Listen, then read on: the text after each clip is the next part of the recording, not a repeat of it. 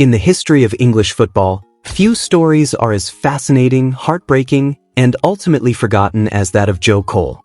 For those who remember his earliest days, the hype around him was unlike anything the game in England had ever seen. A teenager so talented that the country's most respected commentators compared him not to his fellow countrymen, but to Brazilians, as if he had been born in Rio rather than London. The story of Cole is one of generational promise, breathtaking skill, and cruel misfortune that would leave many wondering how such brilliance never truly fulfilled its potential. This is the forgotten story and destruction of England's most Brazilian player ever. Coventry City's shocking announcement. In 2015, football fans were stunned when Coventry City, a third-division club, announced the signing of Joe Cole. It was the kind of news that seemed almost unreal. Here was a man who, less than a decade earlier, was once hailed as the brightest English talent of his generation, suddenly showing up in the third tier of English football. But to truly understand the shock, one has to rewind to the beginning of his career, to the moment when England believed it had finally produced a magician with the ball at his feet. Early days and raw talent. Cole's story began in the unlikeliest of ways. Unlike many professional footballers, he didn't even enter an academy until his teenage years. His father was not a football man, and scouts often wondered where his parents were when he dazzled on the pitch as a child. By 12, West Ham scouts were already stunned, and just a few years later, he was training with the first team. Steve Lomas, the club captain, recalled how fearless the teenager was, even when paired in one-on-one drills against Neil "Razor" Ruddock, one of the hardest men to ever play the game. The veterans called him the Conjurer, because he could produce magic out of nowhere. By the age of 15, newspapers claimed he was earning more than the British Prime Minister. Though Cole would later insist those reports were exaggerated, the rumor created immense pressure. Even teachers treated him differently, making sarcastic comments in class. Still, his talent was undeniable. Playing for England's youth sides, he once scored 7 goals in a single match against Spain, an achievement that left coaches and fans in awe. Sir Alex Ferguson himself constantly asked about him, even offering £10 million to bring the youngster to Manchester United, a staggering figure at the time, greater than what Barcelona had paid for Ronaldo. Yet Cole resisted, staying loyal to West Ham, the club that had nurtured him. The West Ham years. When West Ham finally signed him to a professional contract, they did so with ceremony, announcing it to the crowd on the pitch. Fans were told that they would one day tell their grandchildren about this moment. Such was the expectation placed upon his shoulders. Soon after, Cole made his debut, and though his first season brought only a handful of appearances, he quickly made history by leading West Ham to victory in the FA Youth Cup. The hype was so overwhelming that kickoff was delayed due to the sheer size of the crowd, the largest the club had ever seen for such a match. Cole delivered, inspiring a 9-0 aggregate win, still the biggest final demolition in the tournament's history. From captain to relegation. As he entered the senior team, his reputation only grew. Keegan and other England managers were already bringing him into training camps alongside stars like Alan Shearer and Paul Gascoigne before he had truly established himself at club level.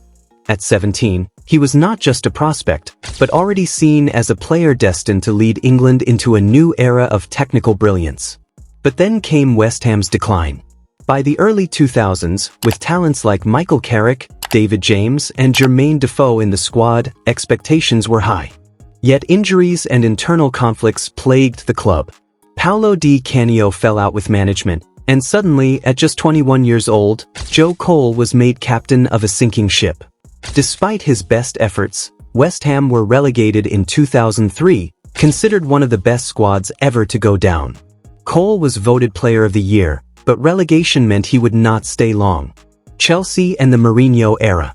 Roman Abramovich had just arrived at Chelsea with his Russian Revolution, and Cole became one of his earliest signings.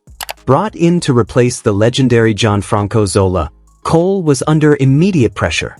Claudio Ranieri, however, did not use him consistently, and he was soon labeled a show pony, as though his flair was more style than substance. Offers from CSKA Moscow and Everton nearly saw him leave, but then Jose Mourinho arrived, and everything changed.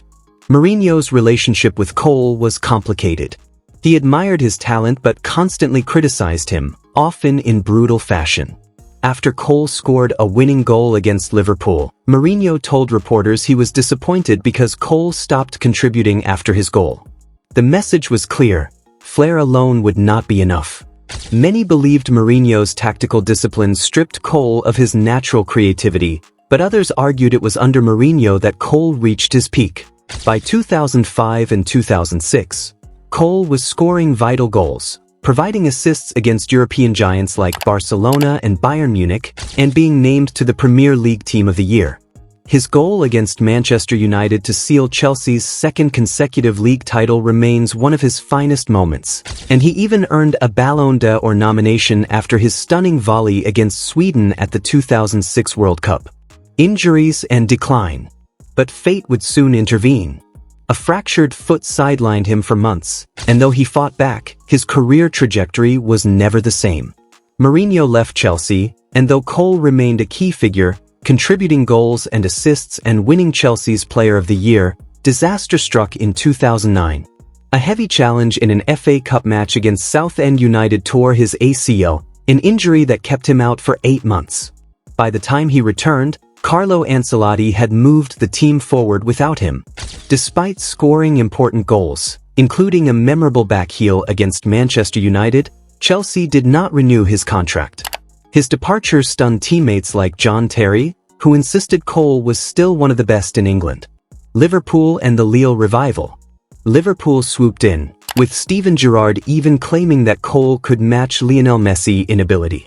The hype was extraordinary, but it was misplaced.